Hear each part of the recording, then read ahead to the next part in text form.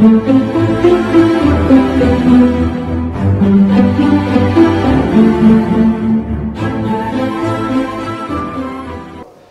téléspectateurs d'Amani TV, bonjour. Encore un plaisir de vous présenter cet entretien. Aujourd'hui, nous sommes avec Dr Cheikh Omar Ba. Il est le directeur exécutif de IPAR. Dr Cheikh Omar, bonjour. Bonjour. Vous êtes socio-anthropologue et vous vous intéressez aux questions de développement, de migration, mais également d'institutions rurales. Est-ce que vous pouvez revenir un peu sur votre parcours? Alors, je suis effectivement, comme vous dites, un chercheur qui a travaillé sur ces différentes thématiques.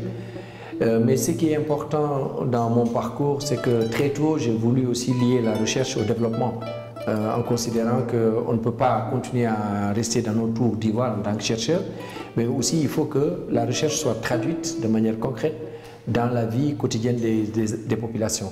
Et c'est ça qui nous a amené d'abord dans un premier temps à travailler avec l'ISRA, l'Institution sénégalaise de recherche agricole en Casamance, où je travaillais sur les questions de politiques agricoles, mais plus particulièrement sur l'accompagnement des organisations de producteurs et surtout l'innovation ou l'adoption des technologies générées par la recherche.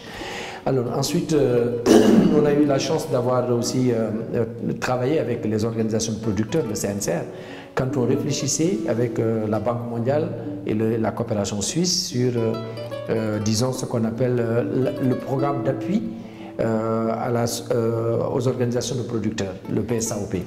Et ça a été un moment extrêmement important dans ma carrière parce que c'était le moment où on travaillait non seulement avec les acteurs locaux, mais on essayait de voir comment les institutions de recherche, d'appui conseil, c'est en ce moment que l'ANCAR a été créé, parce que c'était à l'époque une façon directive d'encadrer les populations. On appelait ça PNV à l'époque, Programme national de vulgarisation agricole. Et dans le cadre de ces réflexions avec les organisations de producteurs, avec le gouvernement du Sénégal, dans les années 98-2000, on a élaboré ce programme qui s'appelle PSAOP. Et donc, ça m'a permis un peu de travailler avec les organisations paysannes pour alimenter cette dynamique. Mais aussi, plus tard, je suis revenu à l'ISRA pour être responsable des politiques agricoles et ensuite diriger le BAM, le Bureau d'analyse macroéconomique, qui était un instrument très important de la recherche agricole sénégalaise pour justement faire le lien entre les politiques publiques, les filières, les organisations de producteurs, mais aussi comment prendre en compte les préoccupations des populations locales dans le cadre du développement. Et cela nous a permis effectivement en 2004 d'accompagner toutes les catégories d'acteurs. On a commencé par l'État parce que j'étais à l'ISRA sur ce qu'on appelait la loi d'orientation agro-silvopastorale qui a permis justement d'aboutir à un cadre d'intervention des politiques publiques en matière d'agriculture. Quand on dit agriculture au sens large, c'est l'agriculture, l'élevage, la pêche, mais aussi la foresterie. Cela précisément nous a permis d'accompagner justement l'État du Sénégal dans le cadre de cette politique qui était sur 20 ans et qui avait prévu même de faire la réforme foncière à partir de 2006. La politique, la LOSP a été votée en 2004 par l'Assemblée nationale et ça devait aboutir justement en 2006 à la réforme foncière. On a vu qu'en 2012, quand le nouveau régime avec le président Macky Sall est arrivé en remplaçant le président Abdoulaye Wade, on s'est rendu compte qu'on n'arrivait pas à faire la réforme et c'était un des engagements. Et entre-temps, IPAR s'est créé entre 2004 et 2008 et s'est structuré et est devenu un acteur majeur et c'est pourquoi en 2012, on a organisé ce qu'on appelle les auditions des candidats à l'élection présidentielle.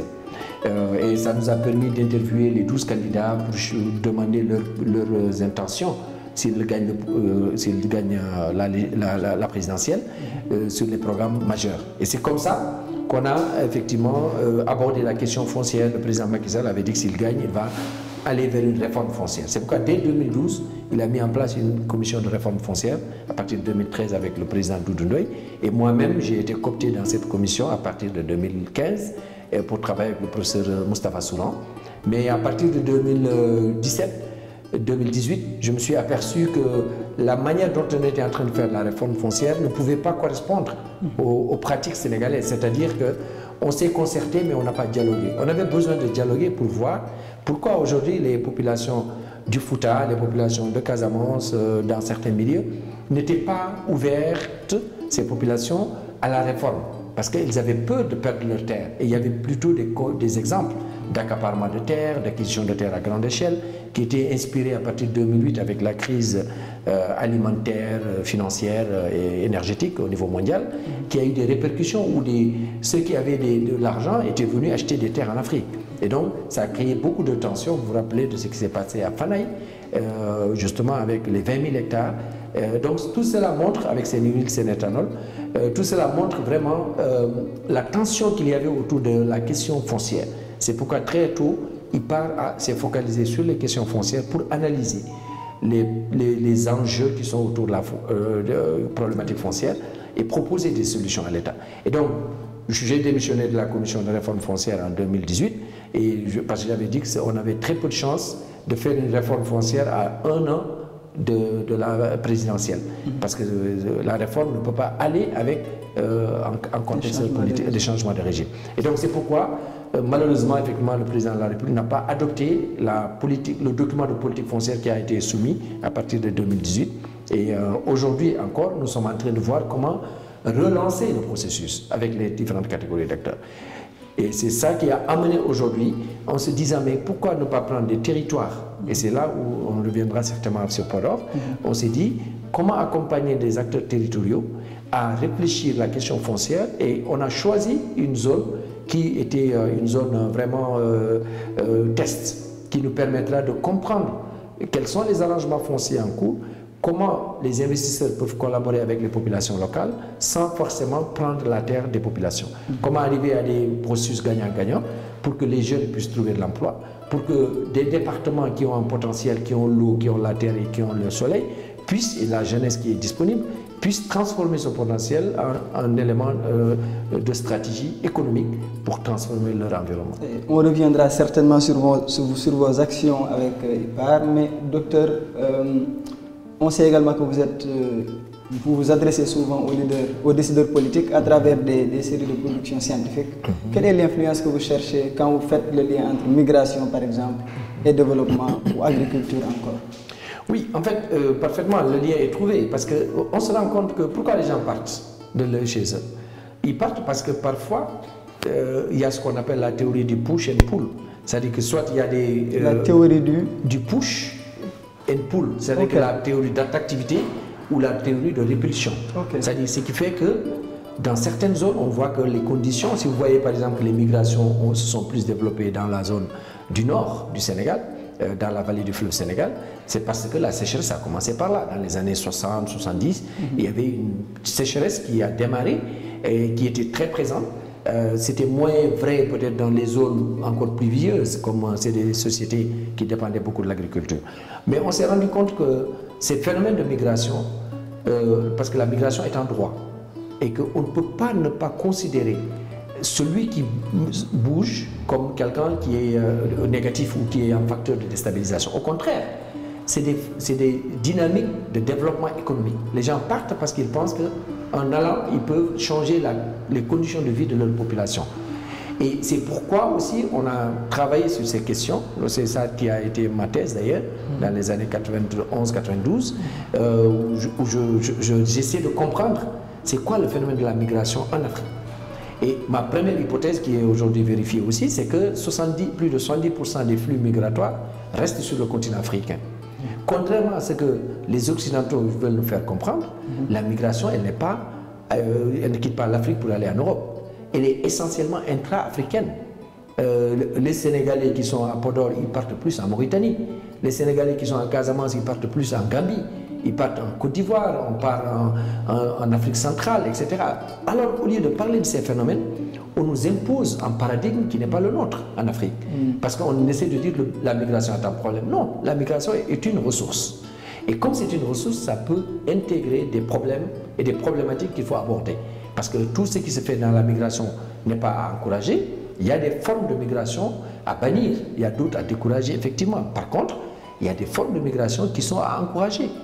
Aujourd'hui, que les gens du bassin arachidier partent dans les zones où l'État a investi massivement, où on a la maîtrise de l'eau, notamment dans la zone des Niayes, dans la zone du Delta. La zone du Delta, il y a très peu de migration internationale, parce que l'État a beaucoup investi dans les aménagements, dans l'agriculture, dans le monde rural. Et ça fait que les populations trouvent les raisons qui font qu'elles peuvent rester. Et donc, si on arrive à comprendre cela, ça veut dire que plus l'État investit et cherche à maîtriser l'eau, cherche à maîtriser les facteurs de production, plus on a un effet qui attire les populations. Donc, on connaît la réponse. Pourquoi on n'investirait pas dans le développement? C'est pourquoi, très tôt, en liant la migration au développement et à l'agriculture, on s'est dit que l'orientation politique publique qui consiste à faire des pôles compétitifs et durables et viables dans certaines zones nous semblait être une orientation importante parce qu'on avait même dans certains de nos travaux montré qu'une solution pourrait être de fixer les populations à travers les opportunités économiques qu'on doit renforcer. Chaque zone agroécologique a une potentialité. Comment bâtir à partir de cette potentialité? Et c'est comme ça qu'on s'est dit que si on arrive à travailler dans l'acte 3 de la décentralisation, qui veut décentraliser, qui veut créer des pôles compétitifs et viables, nous avons pensé que c'est important de travailler dans des pôles comme Casamance, mais aussi comme la vallée, qui disposent d'un certain nombre de potentialités, à partir desquelles il est possible aujourd'hui de construire le développement à partir des territoires. Qu'on n'ait pas des politiques publiques qui soient seulement du top-down, qui viennent d'en haut pour venir au niveau des populations locales. Mais il faut aussi partir des pratiques, des innovations, des expériences qui sont en cours au niveau local, les remonter pour alimenter les politiques publiques. Et ça nous a paru être un point extrêmement important, d'où l'intérêt justement d'aller vers une stratégie de développement territorial comme ce qui se passe aujourd'hui dans le programme. Une stratégie de développement territorial, mais on a remarqué également qu'avec la Covid-19, qu'avec la pandémie, vous avez dirigé une publication qui porte sur le Sénégal post-Covid-19 et vous avez prôné la rupture. Pourquoi la rupture? Souveraineté et rupture. Exactement, parce qu'en fait, on s'est dit qu'aujourd'hui, avec Covid, c'était une belle expérience pour des pays comme le Sénégal, les pays du Sud de façon générale, d'arriver à un moment où on était impuissant au même niveau que les pays occidentaux, les pays les plus riches au monde, que l'argent ne réglait pas le problème. Parce que Covid a montré qu'il y a une démocratisation par rapport à la maladie. Tout le monde pouvait tomber malade. Et donc, ce n'est pas parce qu'on est riche, ce n'est plus les maladies des pauvres, comme le paludisme, comme certaines maladies que le sida et d'autres dont les opportunités de soins existent. Mais comme ça n'intéresse pas le Nord, ce n'est pas dans l'agenda du Nord, on ne les adresse pas.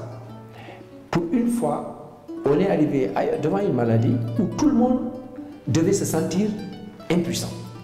Et je pense que c'est un clin d'œil du bon Dieu par rapport à l'Afrique, au monde, aux pays du Sud, etc. En disant, mais vous avez des cartes à jouer. Peut-être que là, on devrait saisir ces opportunités. On s'est dit, mais quand on a fermé toutes les frontières, qu'est-ce qu'il reste à faire? Il reste à dépendre de ses potentialités internes, à vivre à partir des ressources locales.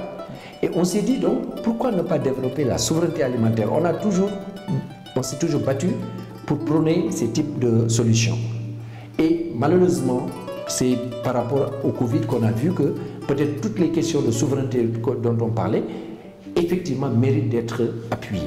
Aujourd'hui, l'État nous a rejoints sur ces questions en disant « Je prône la souveraineté alimentaire comme solution par rapport aux problèmes que nous rencontrons, mais par rapport aussi à notre souveraineté même intellectuelle, par rapport à notre souveraineté énergétique, à notre souveraineté vraiment tout court, sanitaire. On a vu avec les vaccins. Les pays occidentaux ont d'abord fermé les frontières, ils ont d'abord essayé de gérer leurs propres solutions avant de penser à nous. Donc ça veut dire que chaque pays, chaque continent, et c'est là où on peut regretter le fait que l'Afrique ne soit pas intégrée. Parce que si aujourd'hui l'Afrique était intégrée, avait une intégration parfaite, économique, sociologique, politique, etc., peut-être qu'on serait vraiment une puissance à prendre en compte dans les débats internationaux. Mais comme on est balkanisé, chaque pays souhaite rester dans son propre territoire, qui sont des territoires insignifiants. Parce qu'on ne peut pas, aujourd'hui, le Sénégal ne peut pas se développer sans le Mali. Le Sénégal ne peut pas se développer sans la Mauritanie, sans la Gambie. Donc, comment faire pour que ces pôles économiques soient intégrés? Donc, ça veut dire que c'est une volonté politique. Or, cette volonté politique, elle doit être adressée par une bonne compréhension des enjeux par les acteurs de la société civile, les acteurs économiques. Les acteurs économiques ne demandent pas l'avis des politiques publiques pour s'intégrer. Si vous avez un produit que vous voulez commercialiser en Afrique, vous essayez d'accéder à ces marchés. Donc l'essentiel, c'est de créer les politiques publiques qui facilitent justement cette commercialisation. L'autre élément qu'on a appris effectivement de Covid, c'est que de plus en plus, on doit être capable de produire ce que nous consommons et consommer ce que nous produisons. On le savait déjà comme cela. Mais comment arriver aujourd'hui à ce que nous-mêmes, on soit conscients de notre potentiel. Et notre potentiel doit partir de nos réalités locales. Et c'est là où on s'est dit, il faut développer des politiques publiques qui soient territorialisées et qui renforcent les réalités locales. Avec nos universités, on voit par exemple que nos universités continuent à faire ce qu'on faisait il y a 30 ans. Comment faire pour adapter nos offres de formation avec les demandes des entreprises, mais aussi avec les réalités locales? Si on voit aujourd'hui des pratiques qui sont en cours, la transformation de certains de nos produits, comment arriver à en faire des produits qui peuvent être en tout cas mis à l'échelle. Et je crois que c'est autant de considérations sur lesquelles nous avons prôné des ruptures. Et nous nous sommes dit qu'intellectuellement nous devons être en rupture, ce n'est pas par rapport aux autres, c'est par rapport à nous-mêmes. Nous devons opérer des ruptures parce que le développement c'est d'abord une question de culture, c'est d'abord une question de mentalité. Parce que si on n'est pas conscient du potentiel qu'on a, on aura vraiment, on sera à côté de la richesse, mais on sera toujours en train de regarder ce qui se passe ailleurs. Alors qu'on est convaincu que ce potentiel, il est possible de le transformer en Afrique. Il est possible d'être dans des considérations de gagnant-gagnant avec les Occidentaux, mais aussi avec le reste du monde et avec l'Asie, parce que tout le monde cherche son intérêt. Aujourd'hui, toutes les puissances qui viennent en Afrique, qui viennent chez nous, mais elles viennent parce qu'elles voient qu'il y a un intérêt, évident. Mais quel est l'intérêt de l'Afrique? Est-ce qu'on s'est posé, nous, quel est notre intérêt par rapport à ces acteurs? Et c'est en ce moment qu'on se positionne, qu'on développe des stratégies, et c'est pourquoi nous avons privilégié ce qu'on appelle Evidence Informed Policy Making, comment arriver à partir des évidences scientifiques à influencer les décideurs politiques. Ça passe par les assemblées nationales, ça passe par la formation des élus, ça passe par la formation des acteurs économiques. Et donc on s'est dit, il faut aujourd'hui adresser ce qu'on appelle la bombe à retardement en Afrique, ou à côté du foncier, c'est les jeunes.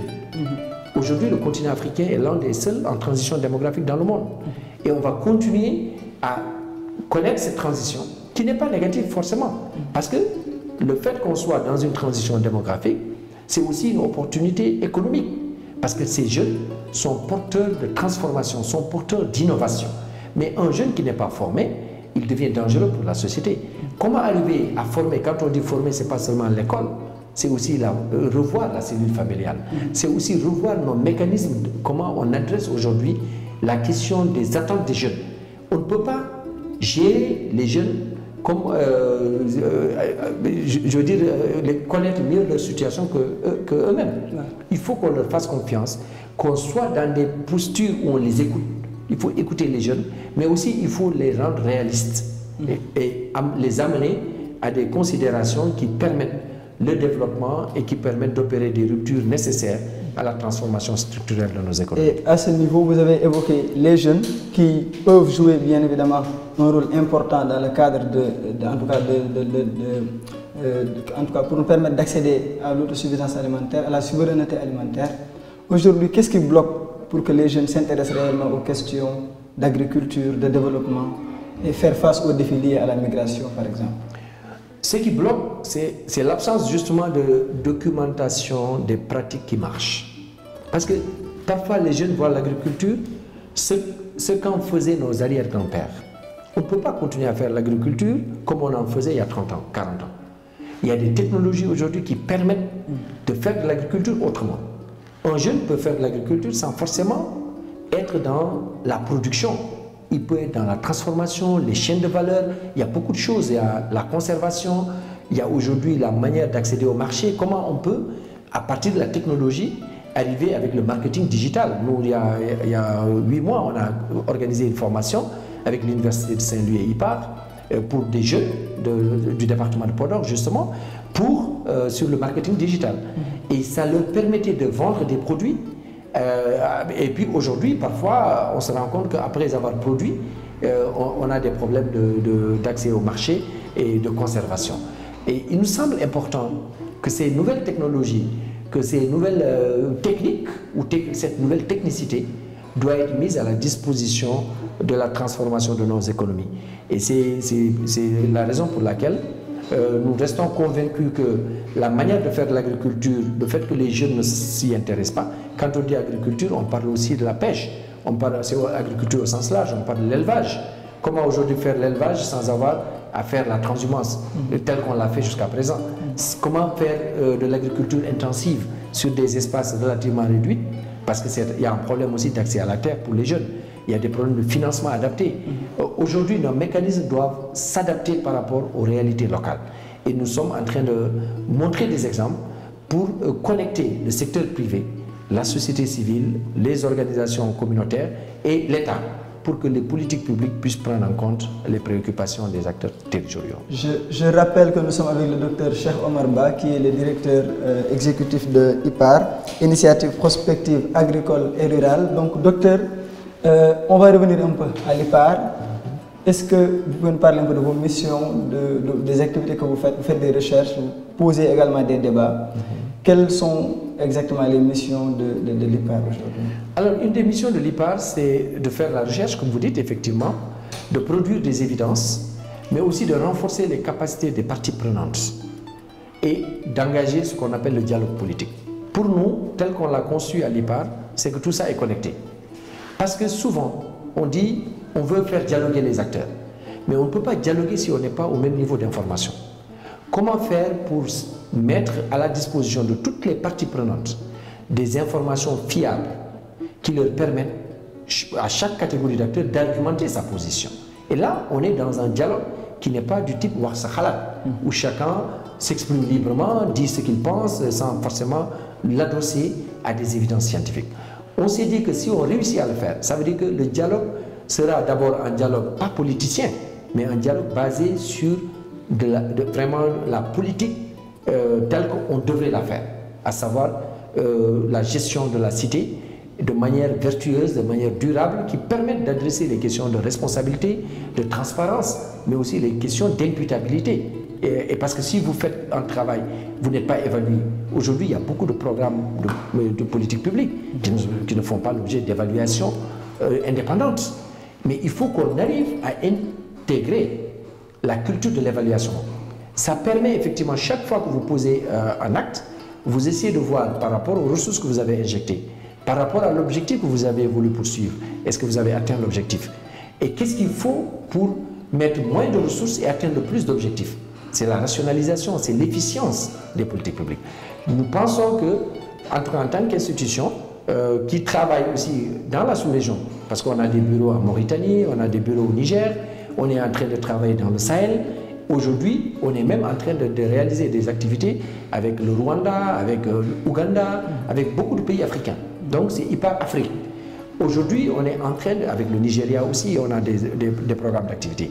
Nous sommes en train de voir comment l'Afrique, qui dispose des ressources humaines aussi compétentes que les partenaires au développement, ou en tout cas les autres pays occidentaux ou les autres pays développés, comment faire pour que ces ressources humaines soient mises en confiance, qu'on montre, et c'est une question de souveraineté intellectuelle.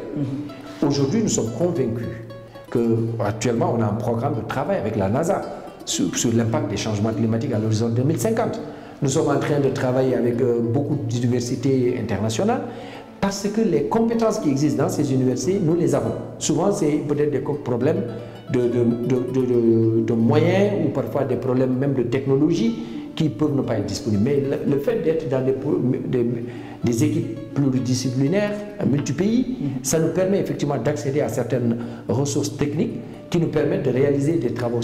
Il faut qu'on change de paradigme. On ne peut plus continuer à attendre que les autres viennent travailler chez nous. Les résultats, souvent même, sont ignorés par nos propres décideurs politiques. Deuxièmement, le plus souvent, et c'est ça qui a fait qu'on a créé IPAR, l'agenda de recherche ne dépend pas des attentes des populations locales ou des gouvernements.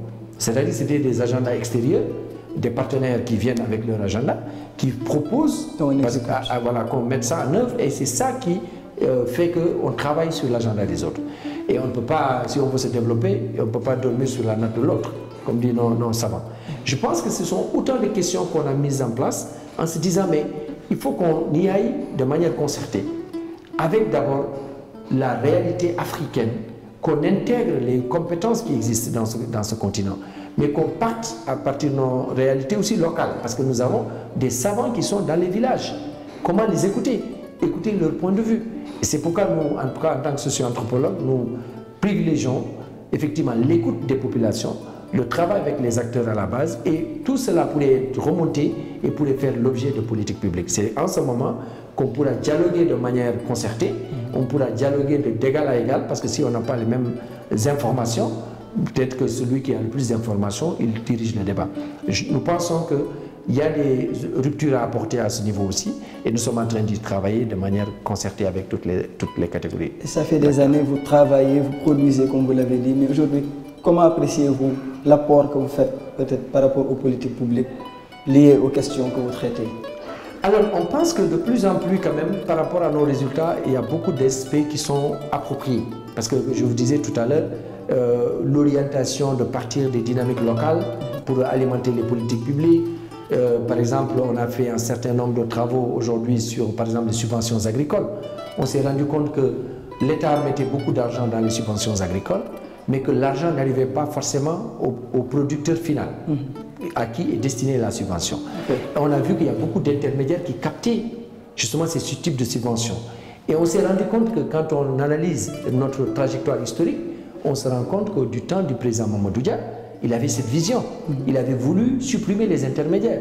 Après, tout le monde l'a attaqué, alors qu'il avait raison. Mais sauf que, peut-être il avait très tôt raison. Aujourd'hui, nous sommes convaincus qu'en aidant l'État même à supprimer un certain nombre d'intermédiaires, à parler directement avec les populations pour lesquelles nous travaillons, il est possible aujourd'hui de changer les politiques publiques, mais de changer aussi la réalité des populations locales. Mais nous pensons que ces dynamiques doivent être institutionnalisées.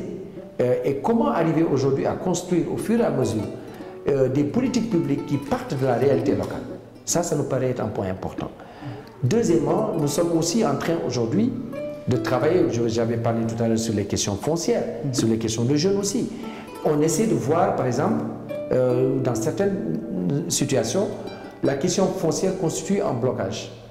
On est en train de voir comment, en partant des pratiques locales, on se rend compte qu'il y a des arrangements fonciers que les populations font. Et à partir de ces arrangements fonciers, maintenant, nous essayons de mettre en synergie entre le secteur privé qui cherche la terre et qui a l'argent, les populations qui ont la terre qui n'ont pas l'argent, et l'État qui doit jouer le rôle de régulateur. Comment on met tous ces acteurs ensemble avec des processus qu'on suit, et progressivement, on voit qu'il y a des mécanismes qui s'installent, qui s'instaurent, et progressivement, on est dans des solutions qui sont durables et qui ne sont pas contestées. Parce que l'objectif aussi, c'est d'aller vers un développement qui soit concerté, mais qui ne remette pas en cause la paix sociale. Parce que le plus important élément sur lequel on doit se baser, c'est qu'on a besoin de la paix sociale. On a vu ce qui se passe aujourd'hui dans le contexte du Sahel, avec des guerres, avec des problèmes même de djihadisme, des jeunes qui sont en tout cas enrôlés. Comment faire pour offrir d'autres opportunités à ces jeunes? Je crois qu'il faut qu'on se parle. Il faut qu'on regarde comment nous-mêmes, entre nous, la solidarité intra-africaine, comment la faire jouer. Après, faire intervenir les partenaires au développement pour accompagner des processus de développement qui soient inclusifs. Et par rapport aux actions que vous faites à l'IPAR, vous avez évoqué les systèmes de subventions agricoles qui posent souvent problème, qui sont assez complexes. Est-ce que vous êtes optimiste que vous arriverez à en tout cas réguler ou participer à la régulation un peu de ces systèmes de subventions-là? Mais absolument, on a réussi, on a même eu des félicitations du ministère des Finances, par exemple, qui nous a écrit pour nous dire ce que vous avez fait en matière de demande de transparence et d'analyse est une analyse conforme. Et on a le courrier même de félicitations et de remerciements. Même si, pendant ce temps, au sein même du gouvernement, on voyait par exemple à l'époque le ministère de l'Agriculture qui nous attaquait. Parce que c'était eux qui géraient les subventions. Parce que c'est pour vous dire que l'État n'est pas homogène. Au sein de l'État, et c'est ce qu'on appelle l'économie politique, il faut qu'on sache toujours qui a un intérêt qu'il y ait, par exemple, des réformes. Qui pourrait ne pas avoir un intérêt, donc qui risque de bloquer, s'opposer à la réforme. Comment faire pour qu'une fois qu'on a identifié toutes ces catégories d'acteurs, on a fait ce qu'on appelle l'économie politique, on essaie maintenant d'agir et d'accompagner pour montrer que si on arrive à ces réformes, on améliore par exemple la productivité du Sénégal. On améliore si le ministère des Finances, c'est pour ça qu'ils nous avaient financé, parce qu'ils nous avaient félicité, parce que c'est eux qui sortaient l'argent. Ils ont besoin que l'argent qui sorte, qu'il y ait retour sur investissement. Si aujourd'hui vous sortez l'argent pour qu'on produise, si le Sénégal produit, le Sénégal va augmenter son PIB, va augmenter sa croissance. Mais si on ne produit pas, l'argent n'arrive pas au producteur, ça veut dire qu'il n'y aura pas d'augmentation de la production et de la productivité. Et donc on voit tout de suite que l'appareil est grippé. Donc c'est comment faire pour que l'ensemble de ces catégories d'acteurs qui travaillent dans ces secteurs puissent être sensibilisés davantage, qu'ils comprennent les chaînes de responsabilité, qu'on intègre la transparence en sachant que chaque acteur qui agit sur un échelon de la chaîne doit être responsabilisé et rendre compte. Je pense que si on arrive à créer ces mécanismes, ça va faciliter effectivement la traçabilité de ce qu'on fait, mais aussi ça va améliorer l'impact et ça va amener effectivement une amélioration des conditions de vie des populations, qui est quand même en dernier ressort l'objectif visé et par les décideurs politiques, et par les institutions de recherche, et par les populations. Et les actions de l'IPAR vous ont amené aujourd'hui à un stade où on parle de l'IPAR comme think tank. C'est quoi derrière la notion de think tank? Alors, la notion de think tank, et vous me permettez de rappeler, bon, j'ai la chance aussi d'être le président du réseau des think tanks de l'UOMOA, qui regroupe une trentaine de centres de recherche, du Bénin, de Côte d'Ivoire, du Guinée-Bissau, du Niger, etc., du Togo et du Burkina. Mais un think tank, c'est une institution indépendante de recherche sur les politiques. Okay. Mais l'intérêt d'avoir des think tanks, c'est d'avoir des institutions qui ne sont pas des académiciens qui sont seulement intéressés par publier par exemple pour la promotion, pour faire avancer la carrière académique, mais aussi pour faire de la recherche fondamentale pour qu'on puisse comprendre. C'est très important et utile, mais on a besoin aussi des institutions qui font cette recherche avec ces évidences, mais aussi qui sont préoccupés par l'utilisation des résultats de recherche. Qui soient dans le concret. Qui soient dans le concret et qui arrivent à influencer la décision politique dans le sens de prise en charge de l'intérêt public, de l'intérêt collectif. Et c'est ça qui nous a amené à créer ces think tanks en se disant, il faut qu'on soit dans les... Parce que souvent c'est une création anglo-saxonne, parce que souvent même dans les partis politiques, vous avez des think tanks qui sont là pour aider le parti politique à prendre les bonnes décisions. C'est des chercheurs qui peuvent effectivement réfléchir, analyser des situations et faire un certain nombre de recommandations. Mais nous, on s'est dit, très tôt, on va être un think tank indépendant. Indépendant de toutes les parties prenantes. Parce que l'objectif, c'est de pouvoir être équidistant. En étant équidistant, si on formule un certain nombre de recommandations, les décideurs politiques, les organisations paysannes, la société de manière générale, le secteur privé, vont faire confiance en nous et venir nous solliciter. C'est comme ça qu'est partie d'ailleurs l'initiative d'appuyer Podor comme département. Parce que le conseil départemental, le préfet, un certain nombre d'acteurs ont pensé que c'était important d'aller voir des institutions qui sont dans la réflexion stratégique et qui sont préoccupés par des analyses objectives qui viennent jeter un coup, un regard, pour dire comment expliquer le fait qu'on ait ce potentiel et on n'arrive pas à se développer.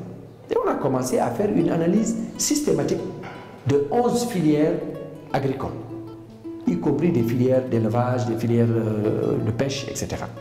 Et quand on s'est rendu compte, là où il y avait les gaps, si je vous donne un exemple d'un des résultats qu'on a eu à Podor, c'est que, par exemple, on a vu tout de suite que la banque avait du mal à financer certaines filières. Parce qu'il disait que c'est des filières qui n'ont pas de compte d'exploitation. Parce que si on n'a pas de compte d'exploitation, vous faites du gombo, l'autre fait du gombo, chacun peut dire, moi mes coûts de production sont à tel niveau. Donc la banque ne se retrouve pas. La banque a besoin qu'on harmonise les comptes d'exploitation pour savoir si tu produis du gombo, un hectare doit correspondre à tel montant. Et à partir de là, nous avons fait des études pour l'ensemble des filières qui avaient des problèmes à avoir des comptes d'exploitation. On les a aidés à faire ce travail et ensuite on les a mis en rapport avec les banques. On a fait ce qu'on appelle une revue conjointe des politiques agricoles au niveau local pour montrer que la banque, le problème que vous avez dit que si on règle ce problème, vous allez financer. Maintenant, les producteurs sont là, les filières sont là, ils ont levé cette contrainte et ils dialoguent entre eux. Et à partir de là, maintenant, ils s'engagent dans de nouvelles configurations, avec une nouvelle contractualisation. Et ça permet d'avoir des relations qui soient différentes des relations qu'il y avait avant. Parce que ça part de la confiance. Ça veut dire qu'il est possible aujourd'hui de faire travailler des investisseurs privés avec les populations locales, mais sur du gagnant-gagnant. Je dis tout à l'heure, par exemple, on a vu aussi, il y a un autre investisseur qui s'appelle Fongat, qui est basé aux États-Unis. C'est des investisseurs, enfin c'est la diaspora sénégalaise qui est basée dans les pays occidentaux et un peu partout dans le monde, et qui a dit, mais nous on veut avoir regroupé l'argent des émigrés pour financer le développement. Mais on ne va pas le faire tel que font souvent certains investisseurs. Parce que tous, ils viennent, ils veulent prendre des terres. On a dit, donc, on va essayer d'être, et on les a accompagnés, à être aujourd'hui dans une posture où on va être dans du gagnant-gagnant. C'est-à-dire que la question foncière, par exemple, ils sont allés à Guia, ils ont demandé 500 hectares. Les 500 hectares ont été affectés aux populations locales. C'est-à-dire que les populations qui disposaient de ces terres se sont regroupées. Ils ont eu une délibération en leur nom. Donc la terre reste villageoise. Okay. Et après, eux, ils viennent dire, nous, on a un investissement, on collabore, et si on gagne de l'argent, on peut avoir 60% de l'argent, parce que c'est nous qui avons amené l'argent, et vous, vous allez avoir 40%. Et les populations ont dit, pourquoi pas. Ils ont fait du maïs, et nous trouvons que c'est des modèles de ce genre qu'il faut amener à l'échelle. Et demain, on devrait pouvoir s'inspirer de ce type de modèles. Actuellement, on est en train de capitaliser et ce modèle et d'autres modèles qui existent dans d'autres communes, pour en faire des éléments qui pourraient même relancer la réforme foncière, pour montrer à l'État que c'est possible aujourd'hui qu'un investisseur vienne investir, sécuriser son investissement, et l'État être garant de l'investissement et garant de la sécurisation foncière pour le producteur aussi, qui ne perd pas sa terre. Parce que souvent, ces populations, la seule ressource qu'ils ont, c'est la terre. Si vous venez et vous dites, moi je suis intéressé par 20 000 hectares, où est-ce que vous pouvez avoir au Sénégal 20 000 hectares dans un an? Il faut qu'on re-questionne certains éléments qui ne sont pas adossés à la réalité. Si on se rend compte que c'est possible aujourd'hui de travailler avec des communautés, les communautés vont être gagnantes. C'est elles-mêmes qui vont être en première ligne pour engager ce processus avec vous et être contents que ça aboutisse. Parce que quand ça aboutit, ils savent qu'ils vont gagner. Ils savent qu'ils ne vont pas perdre leur outil de production. Ils savent que ces terres vont être léguées aux générations à venir. Et ils y trouvent leur compte. Et ils y trouvent leur compte. Donc comment créer cet environnement? C'est pourquoi très rapidement, on est parti avec certains partenaires, comme l'USAID par exemple, qui a accepté de nous accompagner sur une partie en disant on veut mettre ce qu'on appelle l'écosystème de facilitation des investissements privés à Podor, dans le département de Podor avec les 22 communes. Et tout de suite, on a engagé ce processus avec les acteurs, le conseil départemental, le préfet, l'ensemble des acteurs, et c'est là qu'on a expliqué que peut-être si on allait vers un forum de solutions où chaque acteur vient dire qu'est-ce que moi j'ai comme solution. Et justement, il y a quelques jours, vous avez lancé les activités pour ce forum économique de Podor. Est-ce que vous pouvez revenir sur ce forum, les objectifs concrets que vous visez à atteindre? Absolument. En fait, l'objectif du forum ou les objectifs du forum, c'est justement de renforcer cette confiance entre les parties prenantes qui sont dans un espace qui s'appelle Podor. Et on a choisi Podor parce qu'aujourd'hui, sur les 240 000 hectares de la vallée, les 140 000 sont à Podor. On a choisi Podor parce que Podor, c'est 22 communes par rapport à d'autres qui peuvent faire 4 communes, 5 communes dans un département. Donc, l'importance et le potentiel qu'il y a avec le nombre de terres, avec le nombre de sources d'eau qui existent, avec la vallée du fleuve Sénégal, avec d'autres défluents, comme le Doué, etc. On s'est dit que si on réunit l'ensemble de ces potentialités, on ne doit pas avoir faim à Podor. Mais si on n'a pas faim à Podor, ça veut dire que les gens de Podor, en tant qu'acteurs au Sénégal, doivent pouvoir contribuer au PIB du Sénégal. Mais quelle est la contribution du PIB de Podor dans le PIB national? Personne ne peut te dire c'est tant. Et nous, on s'est dit, on va accompagner le département à disposer de ces éléments, à changer la structuration de l'intervention économique dans le département pour que les réalisations qui vont se faire permettent au Sénégal de prendre exemple sur Podor. Aujourd'hui, nous avons d'autres exemples. On a fait le même travail avec, par exemple, en Casamance. On l'a fait aussi à Loul-Sessène avec le maire, à Job aussi, sur l'agroécologie. Donc, c'est dire qu'il y a plusieurs initiatives que nous essayons de combiner. Mais là, on s'est vu, on s'est dit, avec un accompagnement de ces populations, il est possible aujourd'hui de transformer ce potentiel en réalité. Et à partir de là, on va adresser la question d'emploi. Parce qu'on ne peut pas, avec ce qui va se passer, tout le monde sait que dans la vallée, j'ai dit que presque 2/3 sont à Podor. Mais si on n'a plus de terre dans le Dagana, on n'en a plus à Saint-Louis. Matam, il y en a un peu moins, et vraiment moins que par rapport à Podor. Bakel, même chose. Mais si on ne fait rien, ça veut dire que tous les investisseurs vont venir à Podor, chercher à avoir des terres. Vous avez vu ce qui s'est passé avec Fanaï, vous avez vu ce qui s'est passé avec Dodel, avec les Marocains qui sont venus sur 10 000 hectares. Mais donc, comment aujourd'hui on peut adresser ces questions et anticiper? Parce que comme nous, on est aussi une institution de prospective, on s'est dit on ne va pas attendre que les problèmes arrivent à Podor pour dire maintenant on va étudier. Ça, c'est le médecin après la mort. On s'est dit qu'il faut anticiper. On sait que si on ne fait rien, beaucoup d'acteurs sont en train de regarder ce département, risque d'y avoir des conflits plus tard et l'État sera débordé par rapport à ce qui va se passer. C'est des menaces. C'est des menaces potentielles. Comment faire aujourd'hui pour qu'on puisse travailler avec les acteurs, créer un modèle pour que tout investisseur qui vient, qui dit moi je vais investir. Les producteurs ont dit, on a regardé les chaînes de valeur.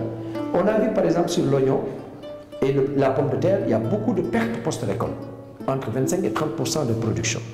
On s'est dit, mais si aujourd'hui on arrivait, et les acteurs l'ont dit, on leur a dit quelle est la solution. Ils nous ont dit une des solutions pour la conservation, c'est peut-être de mettre ce qu'on appelle les chambres froides. On en a besoin combien? On en a besoin de 3.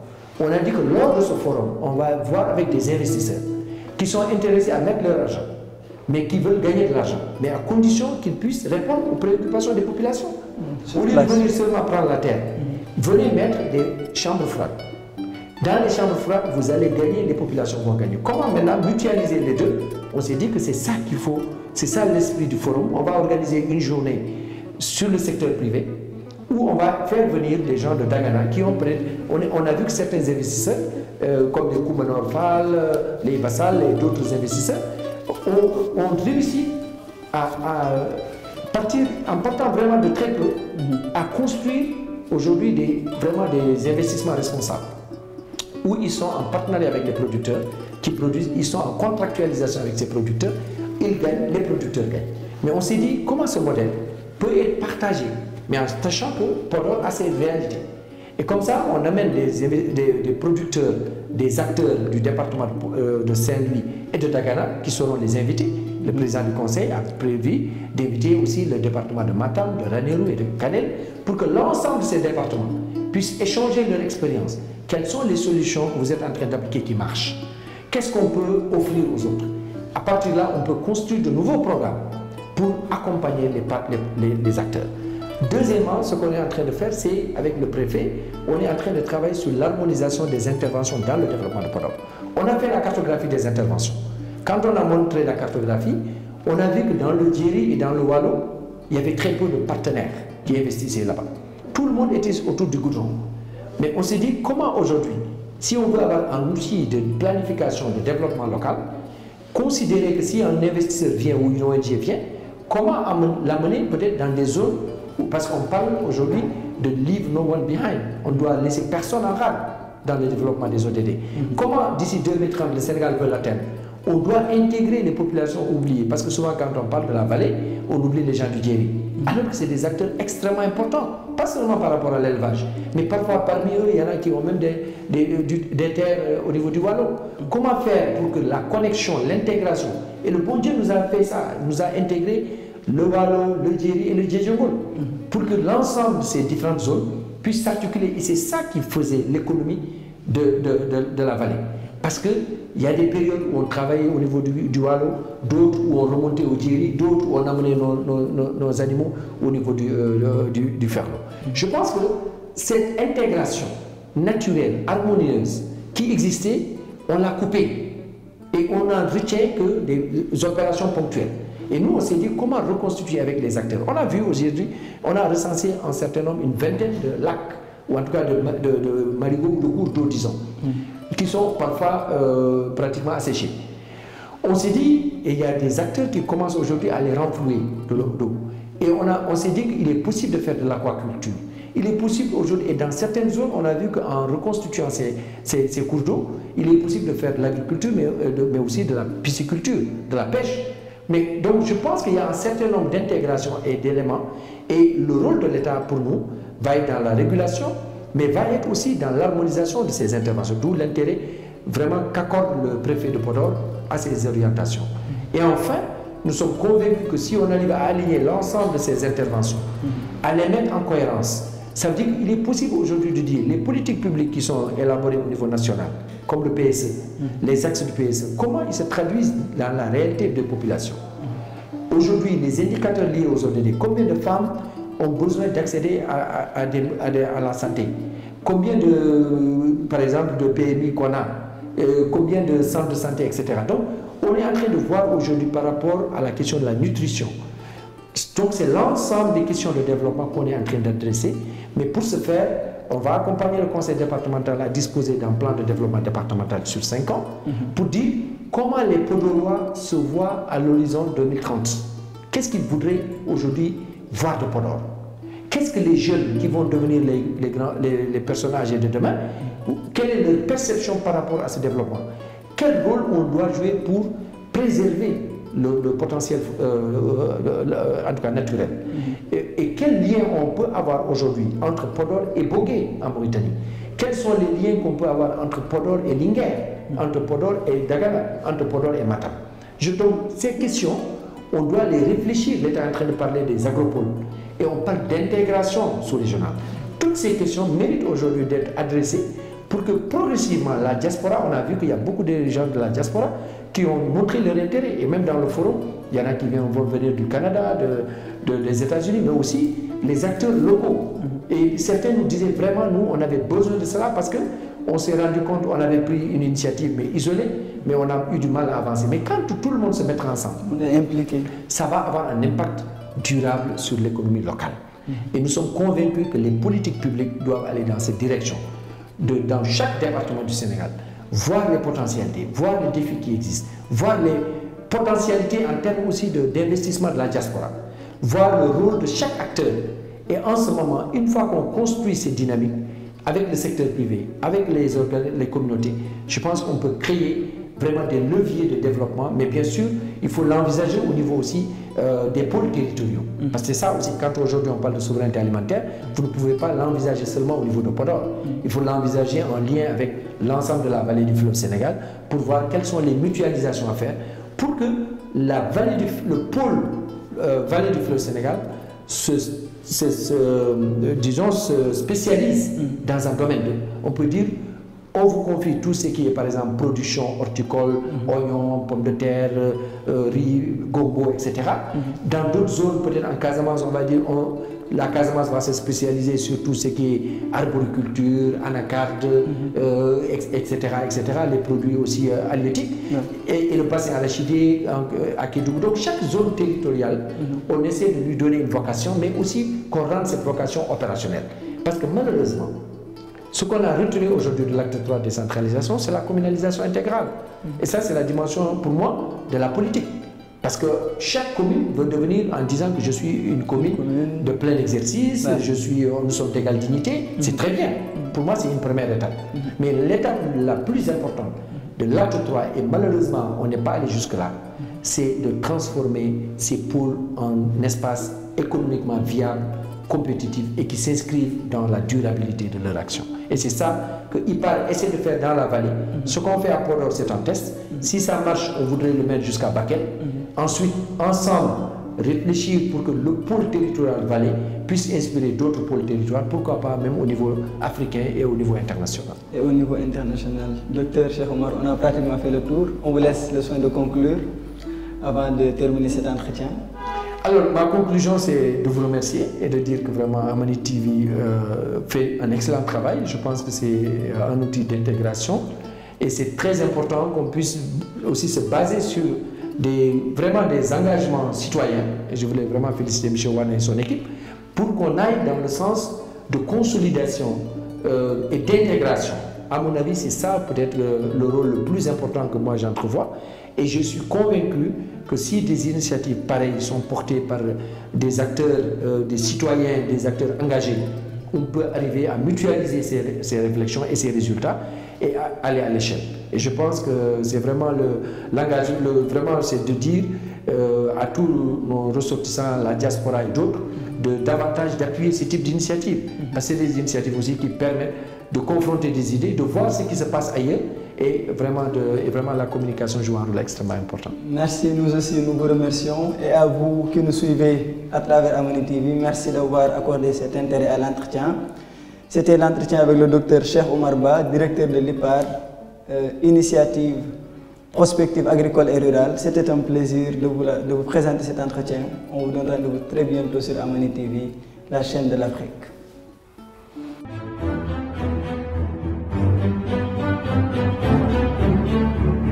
Thank you.